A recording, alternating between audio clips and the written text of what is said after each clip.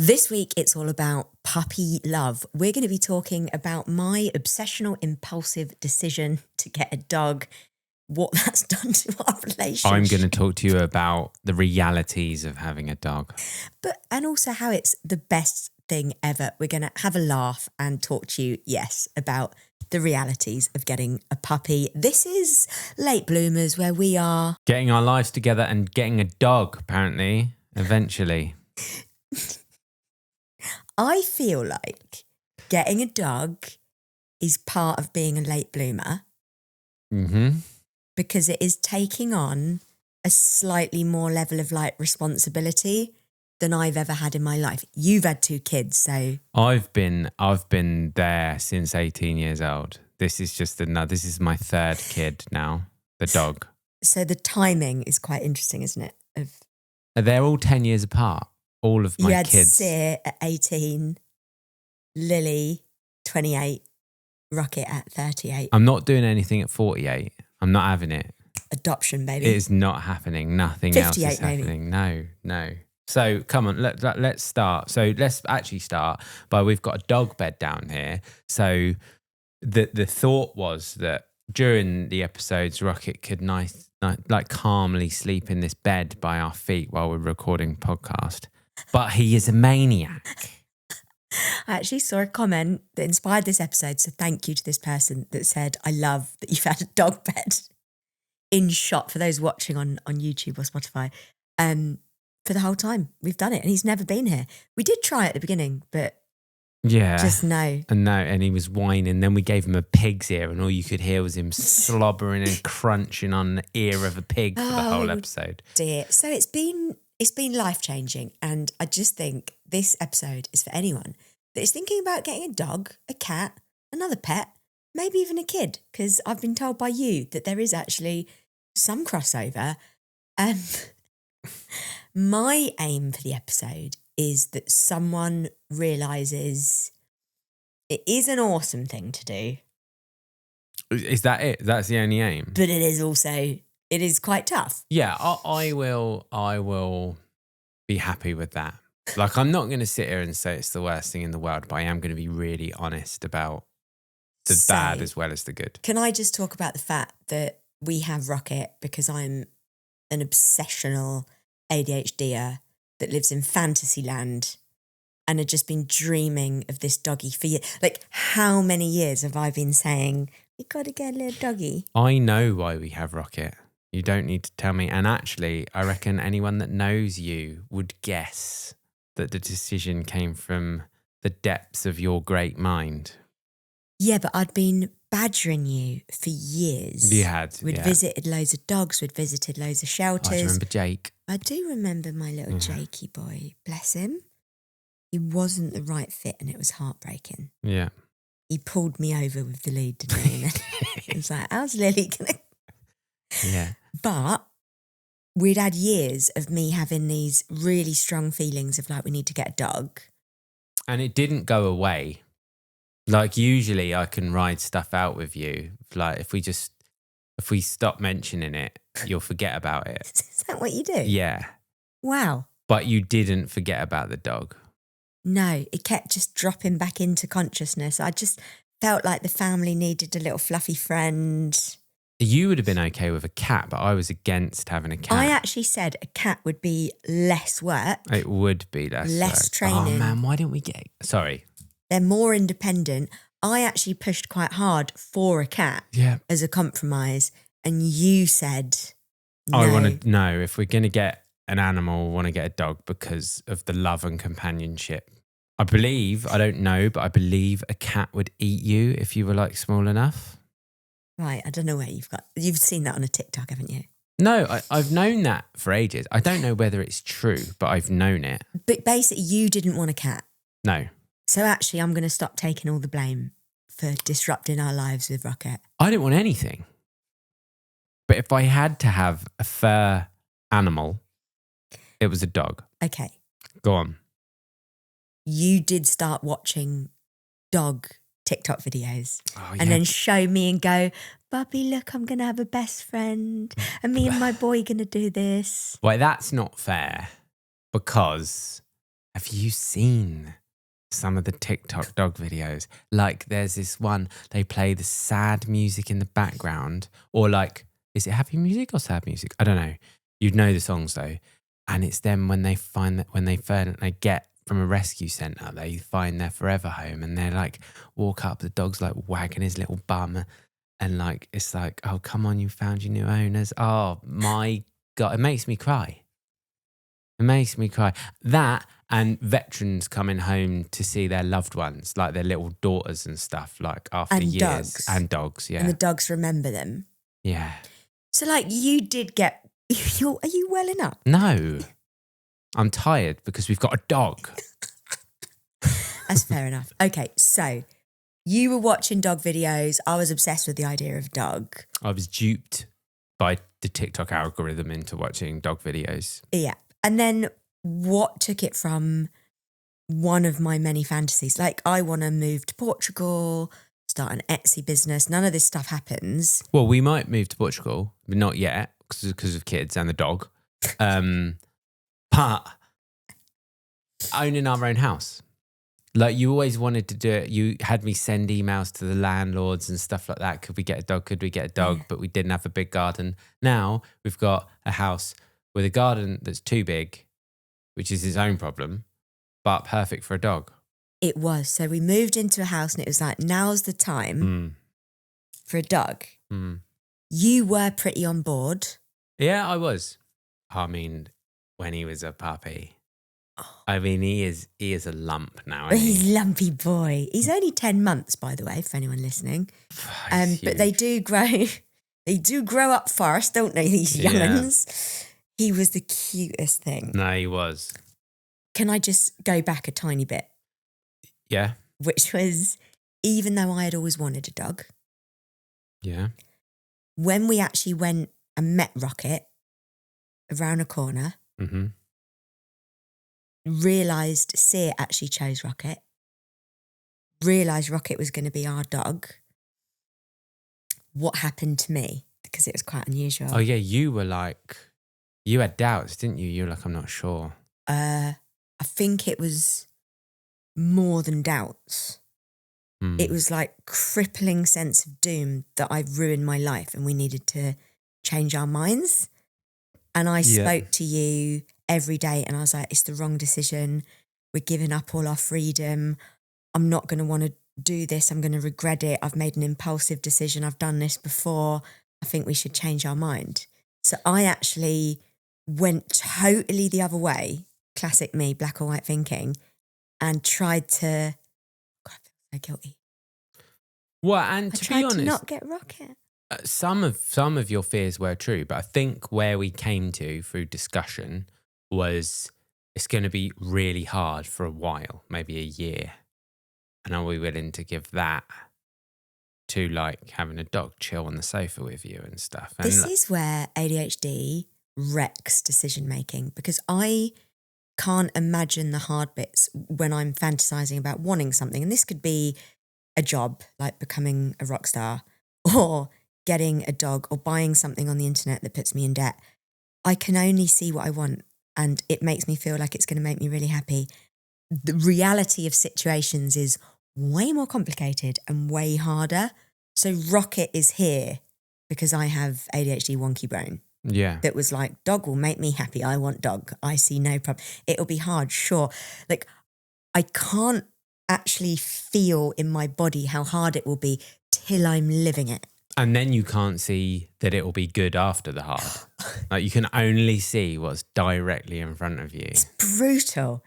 I imagine there's loads of ADHD listeners with dogs. Maybe kids that have come from. Maybe even kids. Right, because the point about how cute Rocket was as a puppy, it's the same with babies, isn't it? Like, so they're really cute. And then they're... Do you know what? I don't know whether like something's wrong with me, but I don't find babies cute. Right. Really? Yeah, really. I'll always do the like, if you see one, this is really weird. This is so weird. If I see a baby, I'll make the face. What do you mean? Like, oh, right. Pretend that they're cute. But you don't mean it. And I'll smile at the mum. I don't know. It's like as a woman, I feel like you've been socialised to do that. Like you're meant to find babies cute and smile at them. So I just like do it. But I find puppies cuter than babies. Am I allowed to say that on a podcast? No, like there's definitely uglier babies than... No, we can't say that. No, but that's true. I'm not saying which ones are uglier. Oh. But there are different... But there's definitely some puppies that I reckon you look at and go, is that a dog or an alien? I'm not sure. Yeah. You've had your own kids. Did you find your own babies really cute? Yeah. So maybe it's... But they were objectively cute. I mean... I ain't having it. They were. Sure. Everyone said they were. Sure. They were doing the me thing where they go, oh, they're really cute. Yeah. But no, I don't. But dogs, dogs, puppies, kittens, like it's just little animals. I don't know. They just make me feel something. But even though that was when he was his cutest, that was when he was his most difficult because... Well, day one, he pooed in my hand. Oh... What do you mean? Oh, how is that an because he just didn't know he was tiny little thing. Just let loose.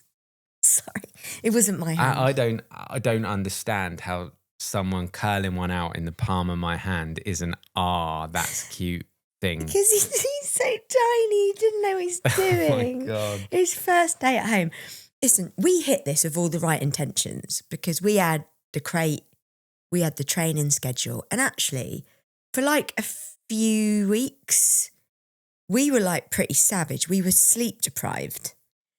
And that's what I didn't know, how hard it was going to hit me, the sleep deprivation, because he was waking up in the night because he didn't have bladder or bowel control. That's why he pooed in your hand.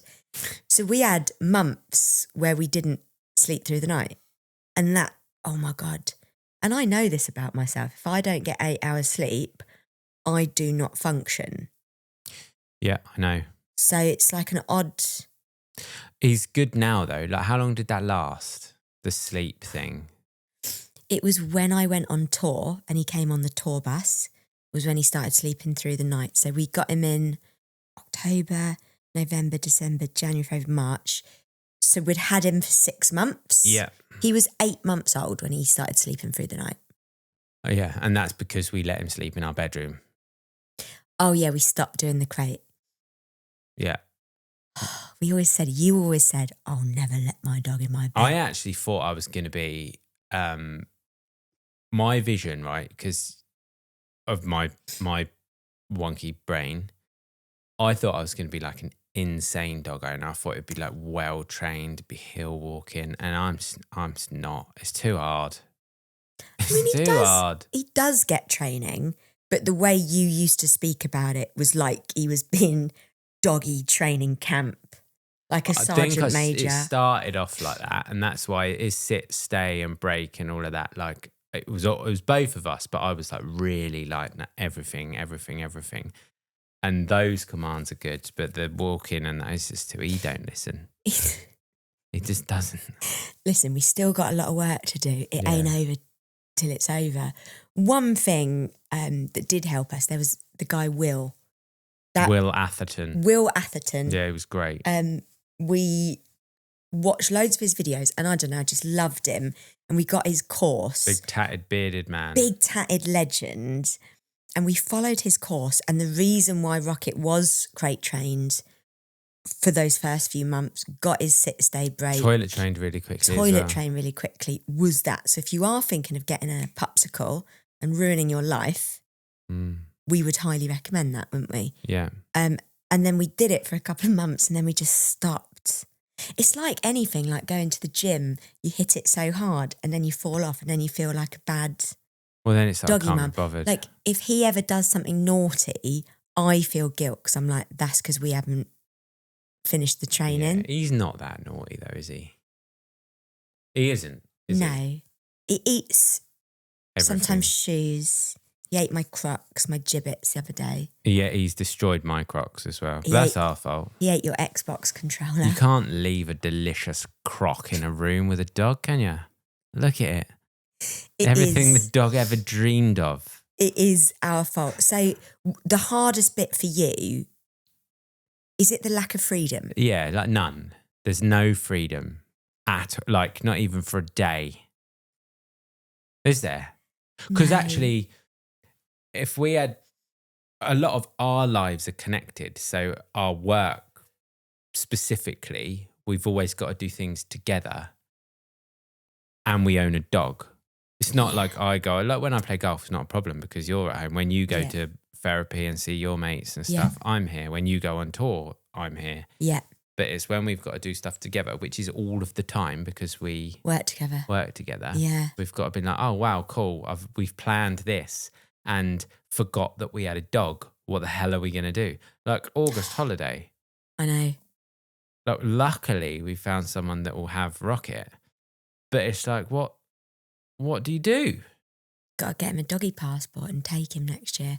Yeah. Okay, so it is tough. You won't sleep. Puppy blues is so real.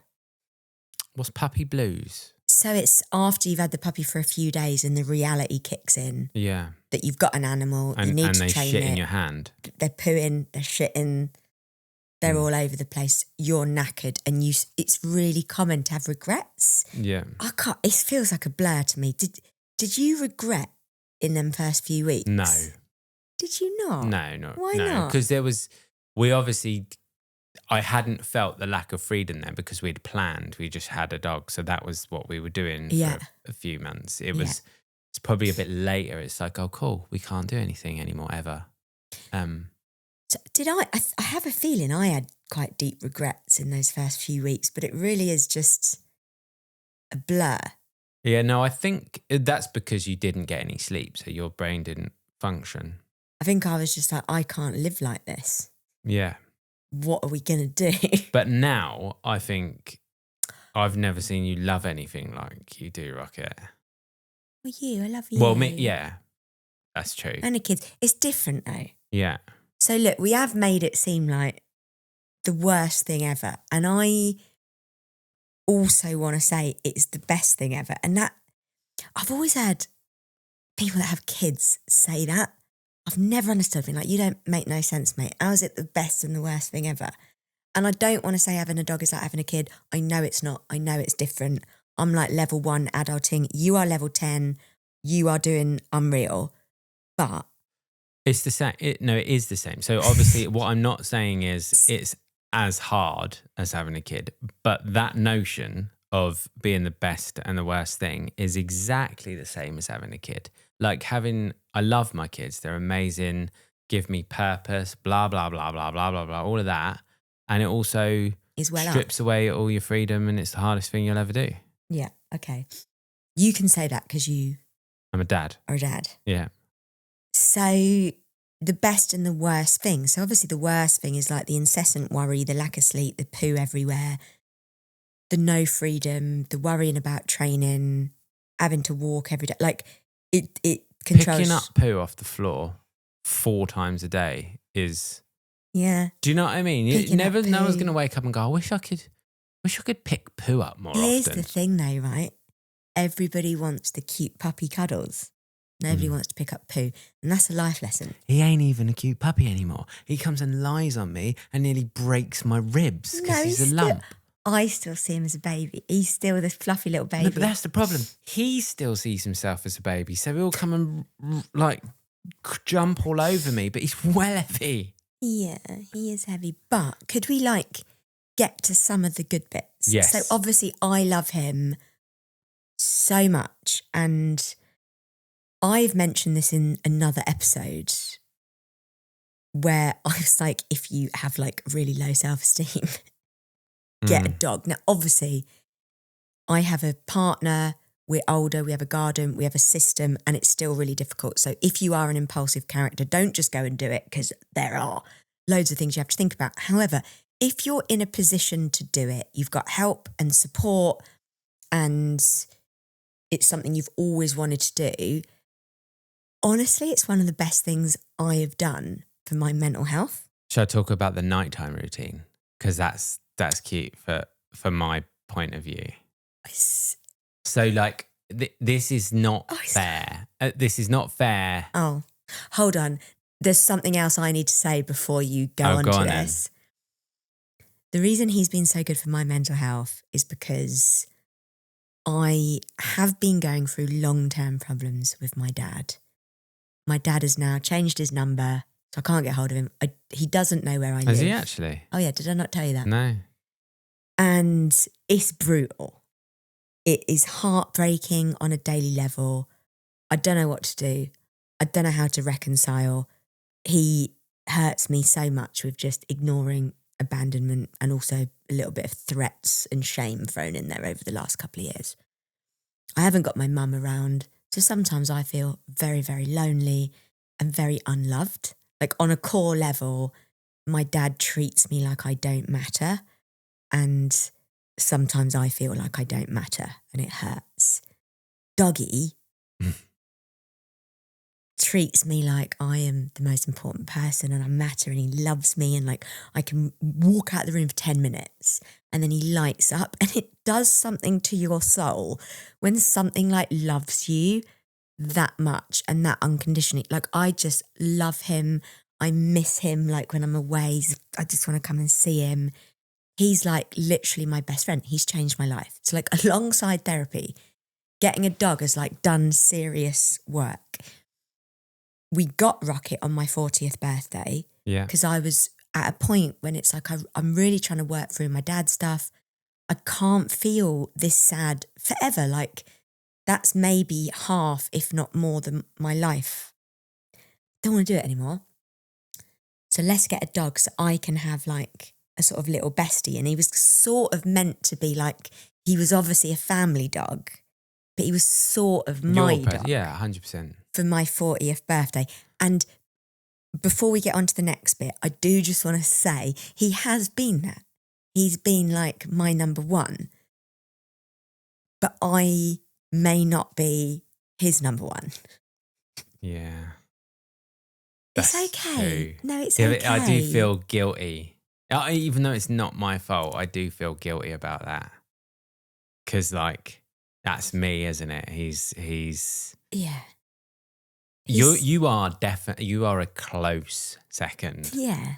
Do you know what I mean? Yeah. But yeah, there's the daddy. And I think we were both even in the beginning. Mm. And then a few months in, this kind of schism, is that the word? Schism? I don't reckon that's the word. Schism. Schism? What's it meant to mean? Sorry, what? Like have you got your phone on you? It's like No. It's like Max. Max, by the way, is the wonderful producer and filmer. How do you even spell schism? S. It sounds like a German sausage. HISM, like a gap or a divide. Schism. This is the first time we've ever done this on Late Bloomers. Yeah. It is a word. What does it mean? It is a A word. split or division between strongly opposed sections or parties. Shit. A split or division between strongly opposed parties. Schism. Schism. Schism. Schism. Right, okay, so Not schism. I've always thought it was schism, like Oh my God. Right, anyway. So the schism happened. A schism Better watch that. It can't be too good. Yeah. after a few months. Mm. And he started bonding more with you, choosing you, going to you. I called it like imprinting on you from Twilight. And there was a moment when it was a bit heartbreaking because obviously if you get a dog... For you. For me, trying to fill the hole that my dad's left by not giving a shit about me and then they choose the other one. It's like... Yeah. It's all happening again. I don't mean that because there's still so much love. There is And love. I don't want you to feel guilt that he's imprinted on you. Yeah, but it's also like really mad because obviously I love Rocket and I look after him and all that. I don't show him I do show him fuss and we have snuggles, but nowhere near you. Like if he lies on you, you're like, yes, come on, snuggle. I'm like, get off me, you furball, you're too hot. Do you think that's why? Do you think I just love too much? And You've that's got to why reject him to keep him coming. I'm going to try it Is with that my what it dad. is? I'm going to block him. And You don't know his number. That's true. Yeah.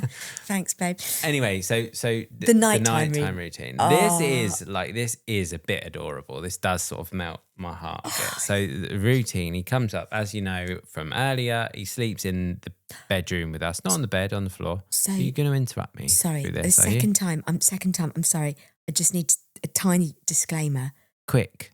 We decided he was going to sleep on the bed with us, aka actually on the bed. He had full access.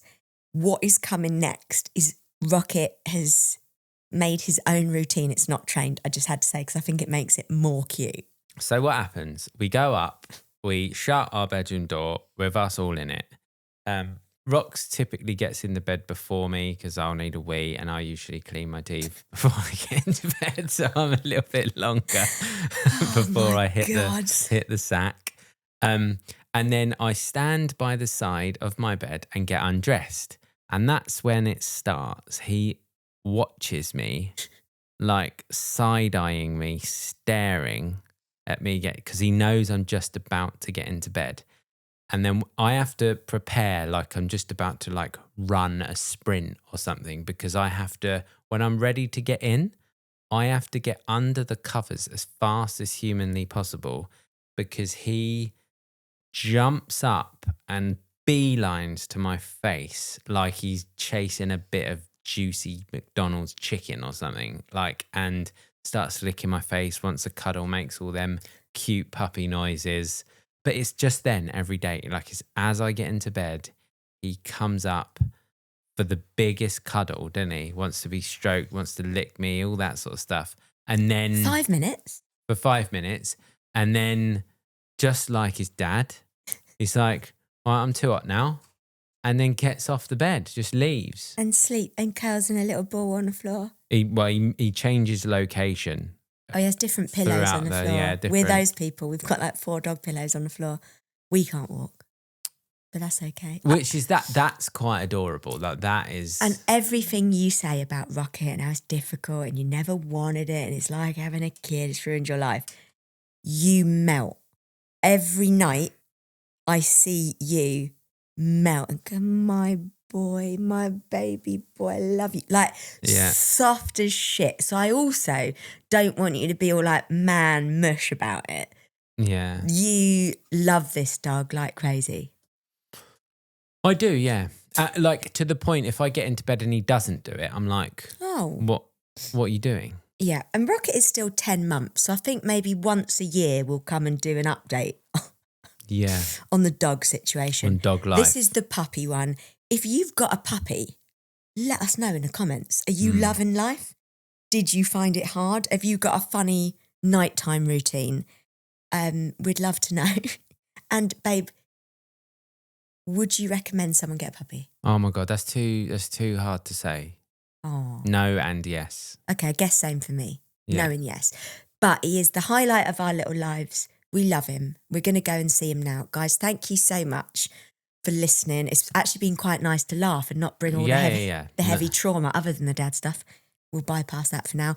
Please give us a like, a subscribe, a follow, leave a comment if you enjoyed it. If you didn't, go and get a dog. You'll love it. It's well easy. And I hope no cat owners were offended by my previous statements about... We love little...